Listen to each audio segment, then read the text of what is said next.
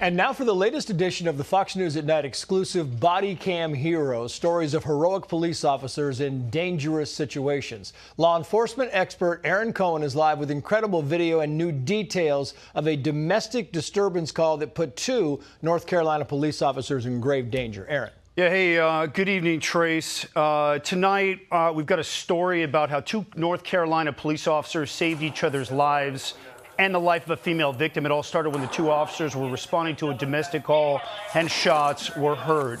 You can see here as we cut to the BW cam footage, Officer McMichael starts to breach the door. Officer Bourque on the far side there makes entry into the structure. They announce that they're police just to get that verbal going.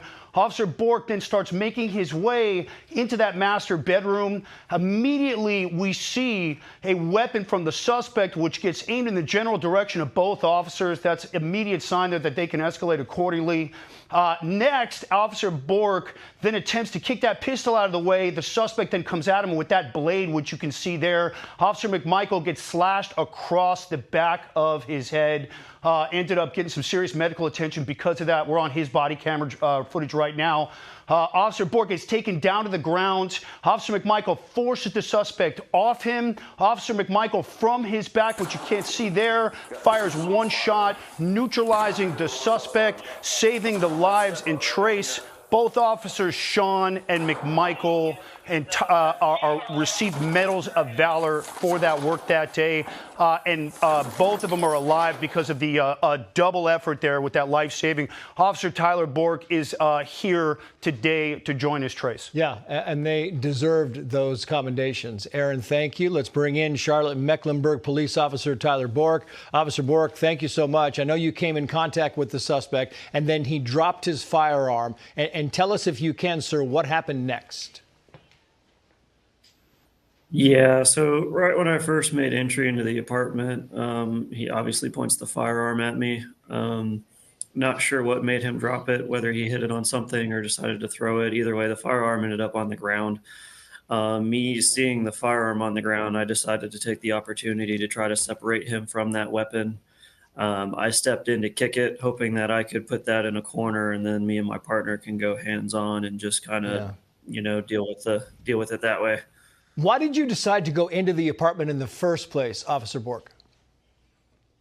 Well, at first I was just knocking and I wasn't hearing anything, but with it being, a domestic violence call, as soon as I started hearing a female screaming for help inside, it was an easy decision. We had to go inside. Yeah, it's interesting because, I mean, you look at this video and it's amazing. And then the truth is you saved that woman who was inside the apartment. You also saved each other's lives. Absolutely. And when you go through this in your mind again, if you had to do it again, officer, would you have done it differently? Would you have approached this the same way? Or was there a way to do it differently? Honestly, even with hindsight being 2020, I mean, a lot of things went our way, but I don't think I would change anything. I mean, I think everything happened that way for a reason. I mean, thankfully, we all came out okay on our end.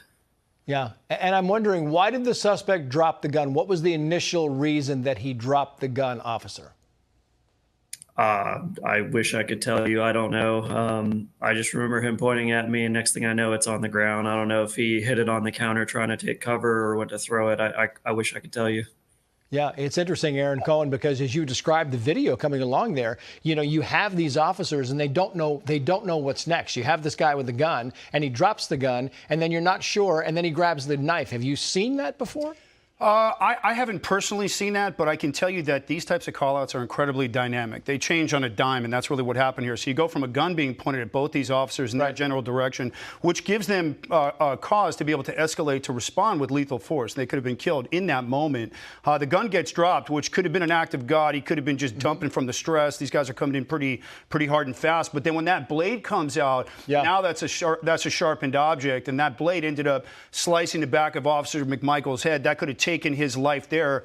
Officer Bourque gets dropped to the ground. Right. We're talking a real-life John Wick here, and trust me, I know. I was one of Keanu's instructors. On his back, gets to his knee, and then fires that shot to subdue that suspect. That happens very quickly, Trace, almost on a dime. And Officer Bourque, back to you on that, because did you know that your partner had been hit? Had he been struck in the back of the head with the knife? And then how did you react, and what did you do then to get your firearm in position? Well, to be honest with you, I kind of remember stepping towards the gun. I kind of blinked, and I'm kind of staring at the ceiling, trying to figure out what happened. Right when I started getting up, trying to see where I can help out, that's when I saw the suspect swinging the knife towards my partner.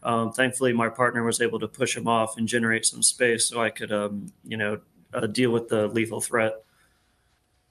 Well, listen, Officer Bourque, you deserved the medals that you got, and your partner the same. Congratulations to you, and thank you for your work. We appreciate it. Aaron Cohen, thank you for your time. Great stuff. Thank you.